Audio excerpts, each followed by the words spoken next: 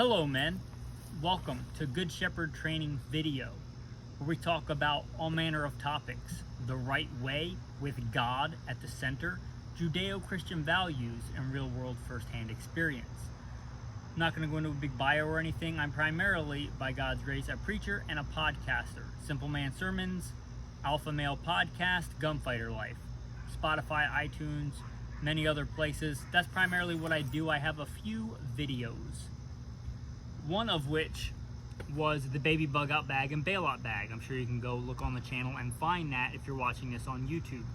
But I covered a lot of things on that. I'm big on this concept of the baby bug out bag or the bailout bag or sling bag, whatever you want to call that. I'm big on that concept, lightweight, modular, ride shotgun. So if something glaringly obvious is not here before you think I forgot something, go check out and make sure it's not in here, like a full-size fighting handgun, things like that. Big on a modular system, also the scout belt idea. If I just want to go hiking in the wilderness and just want something on my belt, I can take that off. Very key things in there. And my go-to long gun for whatever task, and I've covered that many times in many different episodes. That's not the purpose of today's video. The purpose of today's video, I'm going to call the M.O.A.Bob, the mother of all bobs, right? The mother of all bug out bags. That's what I'm going to talk about today. By God's grace, I hope to be going on another cross-country journey as my wife and I live as neo-nomads from Florida to Alaska. I thought it'd be a good time to go through the bag. What's in here now is pretty much what's been in here, going across country, back and forth, living as a nomad. And I will probably repack it for Idaho and Alaska and maybe put that out for the patrons. But for right now, I thought it would be a good time to go through it and bring you guys along. So let's go through this bag. Let's see here. Okay, so first off, number one thing I'm going to talk about, Bible. The most important thing in this bag, the most important thing you can have in life as a man. Bible. All right. Holy Bible, the whole thing. Some blue thread there. If you read your Bible, like Numbers, you'll know what that's for. A fire starter. Magnesium, as you can tell, I don't know if you can tell from that distance, but it's been used quite a bit. A small fixed blade knife. It's kind of a beater knife wrapped on that. This is a very good flashlight because, at least for this purpose, you can wind it. Right there, wind the light so it never really runs out if you need a light. So you've got that light that doesn't require external batteries, right? You don't have to worry about if the batteries are dead in it. So you got that. Also, base layer, 100% wool base layer. Got that in there. Oh, I should introduce my co-star, Alexander Hamilton, the Rhodesian Ridgeback. He's a good pup. He's a good pup. Oh, yes, you're a good pup. Okay. Good pair of sunglasses. These are Oakley's. I don't remember if they're a gas can or something similar, but a good protective eyewear. Got that there. A bouillon cube wrapped in camouflage duct tape. Why? Because you need your bouillon cube to be tactical. You need it to blend in. No, I put the bouillon cube in there so it doesn't bust apart and get everything salty and nasty in the bag. And if I want bouillon cube for salt, for cooking, I don't know, a quail eye shot, whatever it is, seasoning food, bouillon cube. If I need electrolytes, there you go. A good pair of socks right there on top. A nice net gaiter. This is Rhodesian camo because it goes so well with my Rhodesian Ridgeback. Multivitamins. Make sure that's what's actually in here. So there's that. A lot of people will think about packing calories, but they don't think about multivitamins. I can probably procure other calories, but I want a balance in that as far as vitamins go, vitamins and minerals. So doesn't take up a lot of weight, a good thing to put in there. Sharpie, also very good thing to put in there. Another tactical bouillon cube. More socks right there on top. This is the top pouch. I should mention, if I didn't, this is the Eberly stock gun runner bag. Now when we open up this top flap, IPOC. This is North American Rescue Basic First Aid Kit. Tourniquet, emergency dressing. You can look up what's in there, but it's North American Rescue.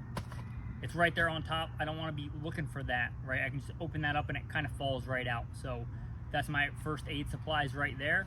These, really important, these are neoprene socks slash boots. I can wear them as either. I can wear them if I want to stalk up on something really quiet, spot and stalk hunting. I can wear these if my feet get wet, if I have to cross a creek, things like that, or if my feet just get cold, right? These are really good socks, and they can double as shoes. And they fold up, they're right there on top, pretty handy. Okay. Courtesy of the U.S. military. If you don't know my bio, I served in both the U.S. Marine Corps active duty veteran, combat veteran, and the U.S. Army National Guard, full-time, part-time. Anyway, that's a PT suit. Pretty warm. Just a good thing to have in there. Also really good for sleeping in if it's cold. So a really good thing that if I get cold, I get wet, something happens to my clothes, I can easily just throw those on. I can take my clothes off that are wet and throw those on. Calories, 3,600 calories. Coast Guard rations, I'm big on those. Also, big on calories. You'll notice this is probably the majority of the weight in my pack, calories. Why wasabi? I don't know, wasabi with you.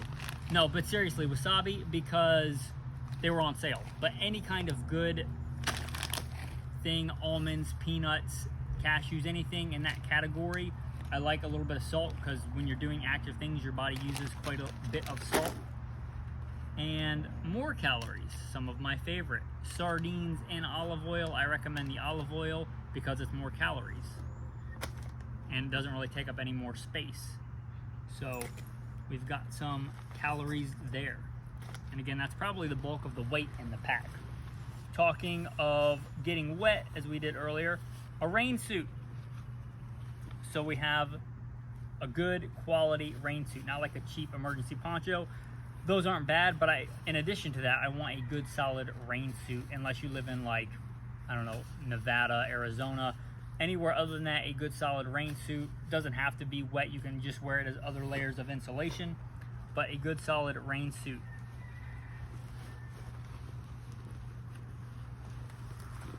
This is in a trash bag, so it's rather tedious to get out, but I want it to stay dry if the bag gets wet. So if I unclip that, that would help.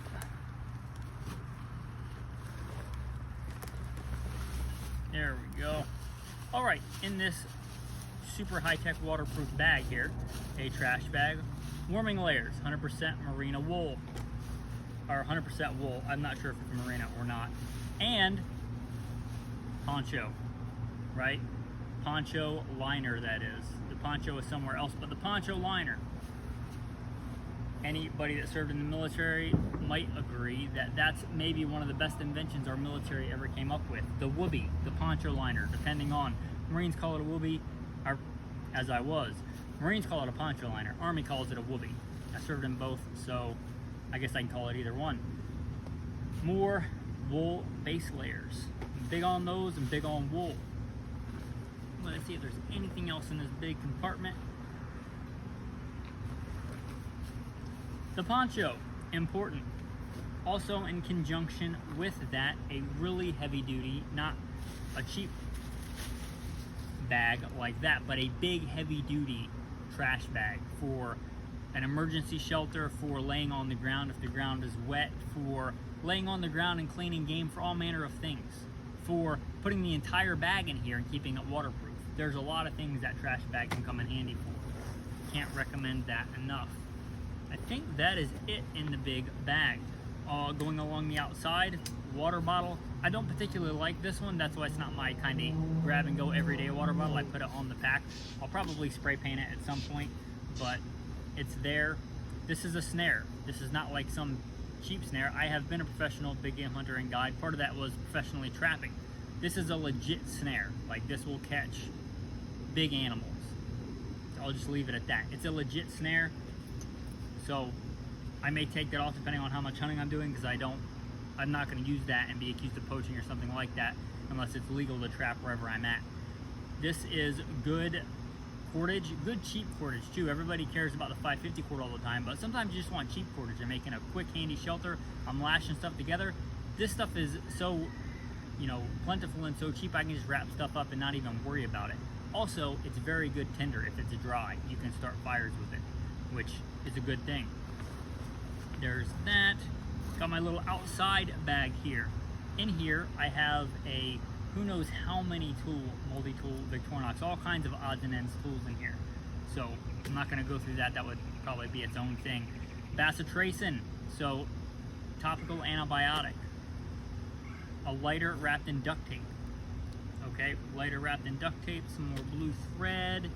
This is shaving soap. You can use it as soap, you can use it as shaving cream.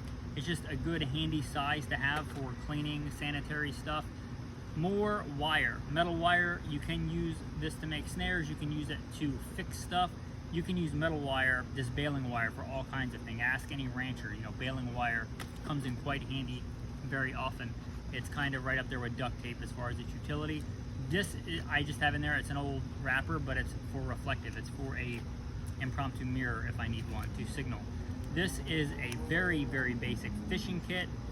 I'm not gonna get into that. This is some micro cord. Micro cord is like the baby version of 550 cord. 100-pound test, but it's small, it's lightweight. That is in there. And then I have super not tactical hot pink 550 cord. Why? I don't know. It just is what I have in there. I don't really care what color it is. That's that outside pouch. The fixed blade that I have lashed onto here that's usually secure, but I unsnapped it, is a US Gladius. So that's what's on there. Just a quick preview. One of the things I'm going to replace that with for Idaho and Alaska travel is one of the hatchets that I have, and it's probably going to be this. I'll do some more changes, but I'll probably put that on Patreon. But that's what's on there now. And make sure I'm not forgetting anything. That's basically it. And that's my big bag, right? That's it. In conjunction with the baby bug out bag, the bailout bag, which has, you know, full-size fighting handgun, a decent usable fixed blade knife, all that stuff, ammunition, all kinds of stuff in there. You can go back and watch that video, in addition to my everyday carry, which today is an M17, spare mag, tourniquet, and Tops mini tracker. Probably get in trouble on YouTube for pulling the gun out, but I don't think they've banned pulling knives out yet. Victorinox Classic and a mini Sharpie as part of the EDC. The EDC might change slightly, but that's generally about what I have on me. So that's about it for the mother of all bug out bags. One thing I've seen throughout the years is people put way too much stuff in their bag. I want my bag light enough that I can run with it, I can climb a fence, I can sprint with it if I have to. I think if it gets too heavy, it's more of a detriment than an asset. So that is pretty much laid out the mother of all bug out bags. So hopefully you enjoyed this content. Again, don't forget, primarily a podcaster, so check out Simple Man Sermons if you care about the important stuff, because, you know, naked we came into this world and naked we're going to leave. All this stuff one day we won't have it. So remember what's important. Check out Simple Man Sermons, check out Alpha Male Podcast, check out Gunfighter Life. Again, primarily a podcaster. Oh, lashed on the pack, almost forgot. A spare pair of footwear, that's important. Remember I mentioned in the beginning socks, extra footwear, extra 550 cord. I generally keep these, although I generally day-to-day wear good shoes if I had to go long distances on foot. If I didn't, I would have a good pair of backup footwear on the bag. That's important. I could always discard those if I didn't want to carry them with me, but I don't want to be looking for them if I'm in a hurry. So the extra footwear. I think I've covered everything. Ham, go boy. Yeah, gotta say bye. Thanks for watching. Have a blessed day.